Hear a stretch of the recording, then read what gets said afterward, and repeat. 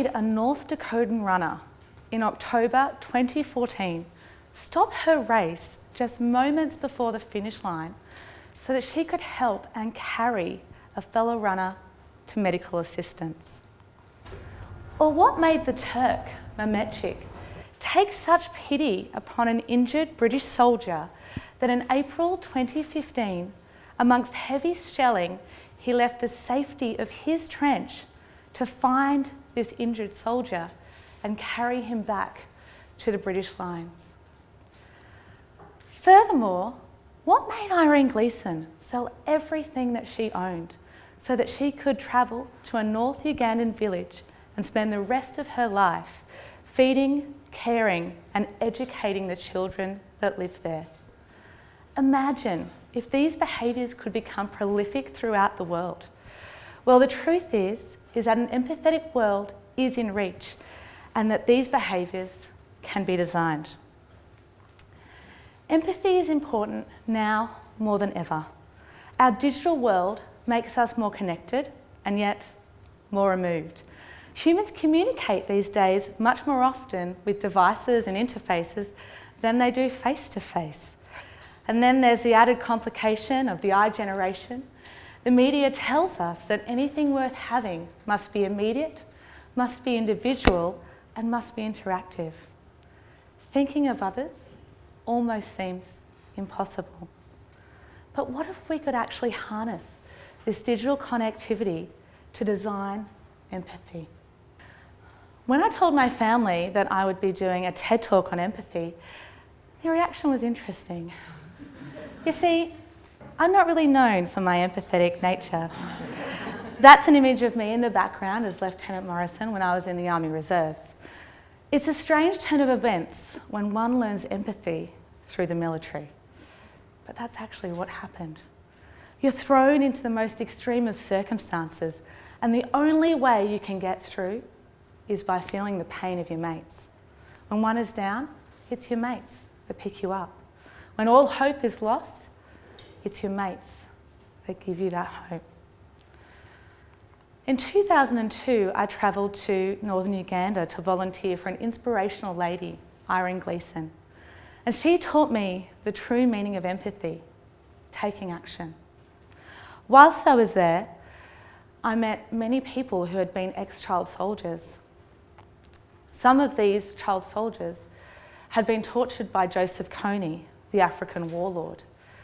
Some of them had had their ears cut off, their noses cut off, their lips cut off, their hands cut off as a form of torture.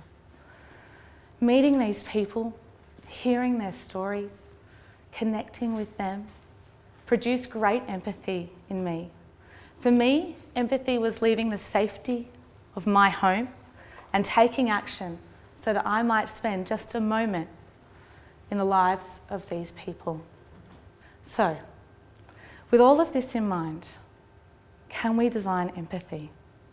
With empathy in one's life comes deep love, deep meaning, and deep humility. As I've already mentioned, empathy is vital. And in an age where artificial technology is growing exponentially, we need empathy. Our kids need empathy. And as Gert Leonhard says, we can only become better when we become more human. So naturally, I've come up with a 4-point plan. It's foolproof. It's not. It's just some ideas for you to try. So step 1, let's model empathy and vulnerability. The renowned psychologist Carl Rogers says that empathy is entering the private perceptual world of another and being at home in it. It invokes being sensitive in the moment to the changing felt meanings which flow in this other person, to the fear or anger or rage or frustration or whatever he or she is feeling. It means temporarily living his or her life and moving in it delicately without making judgment. It means communicating as you look with fresh and frightened eyes at that which he is fearful. It means communicating these perceptions and being guided by his responses. So that made me wonder, How do we react when our student doesn't bring their homework in on time because she left it at Dad's on Wednesday night? Do we berate her for her lack of organisation?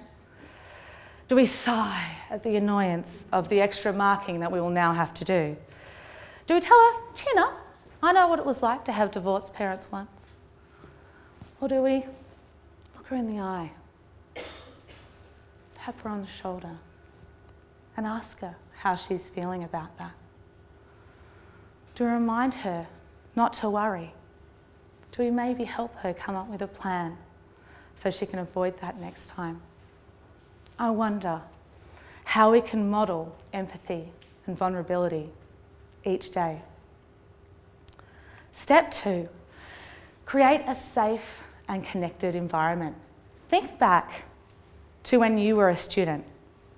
Think back to your classroom. I wonder how you felt there.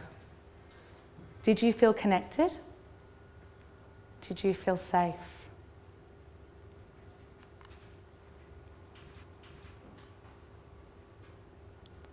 A little quote there from Ben O'Brien up there. Well, in our classroom, we are a one-of-a-kind connected environment. I'm going to get you to do something that's a little bit vulnerable now.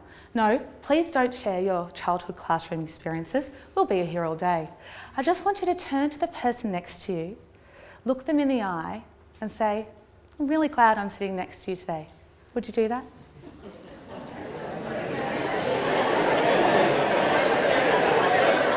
Thank you. Now I'll never get you to stop. Time.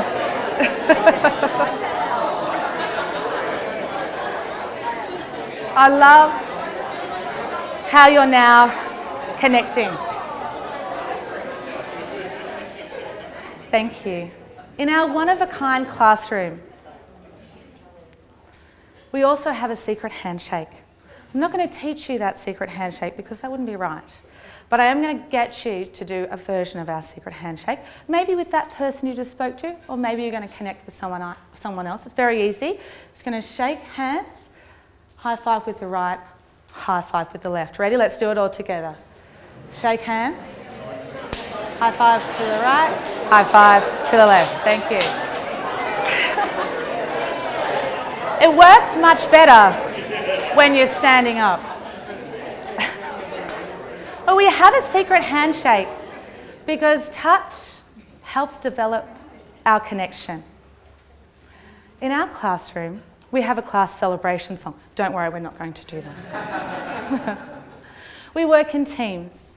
We ask for feedback and we accept advice. I'm vulnerable for my students, and I ask for feedback and accept advice. We even pray for each other. When someone is away, we miss them and we let them know that. How can you create a more safe and connected learning environment for your students?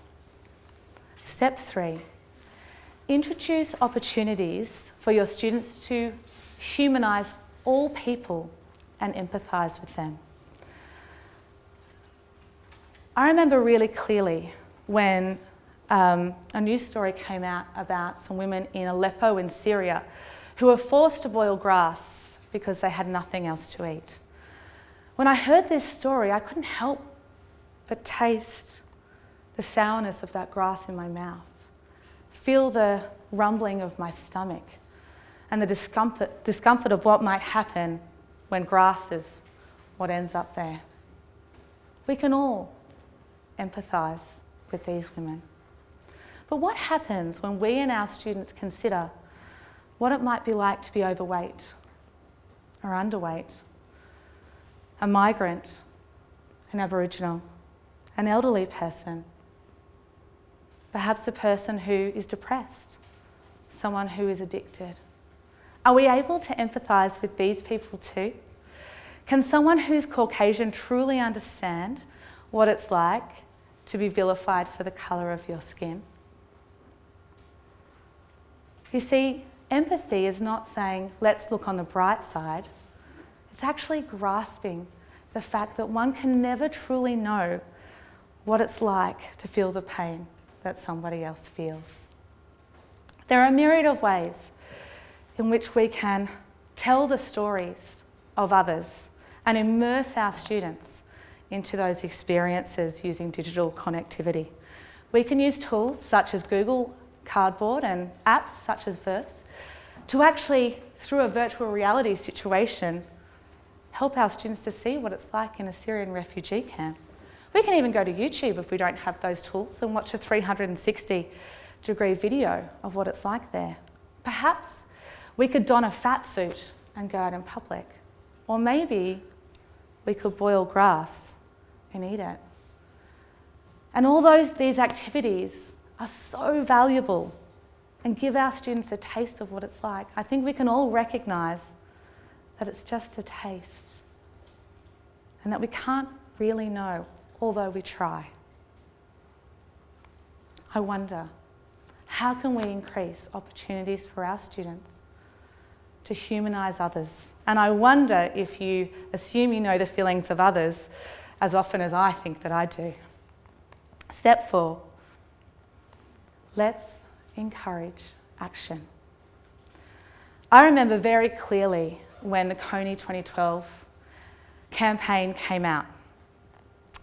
I mentioned him earlier. Joseph Coney is an African warlord, steals children, turns them into child soldiers. Still at large today, in fact. It's a campaign in 2012 that aimed to make Coney famous so that everybody in the world could know about this person and so that action can be taken. And I remember at the time I was shocked at how many of the people I knew didn't believe the facts of that campaign. Sometimes it's so much easier for us to pretend something doesn't exist than to actually feel something. I, of course, knew only too well the facts of that campaign. Through all its failings and faults of that campaign, I just love that it moved people to take some action. My first experience with designing empathy with my students was in that same year, 2012. My students and I wanted to see if we could capitalise on the success of the Coney campaign, and they created something called Let Us Unite. It was an online anti-cyber racism campaign. So the students chose a topic and they went to work researching what it might be like to be vilified online for the colour of your skin. Not easy for a bunch of Caucasian kids from the northern beaches of Sydney.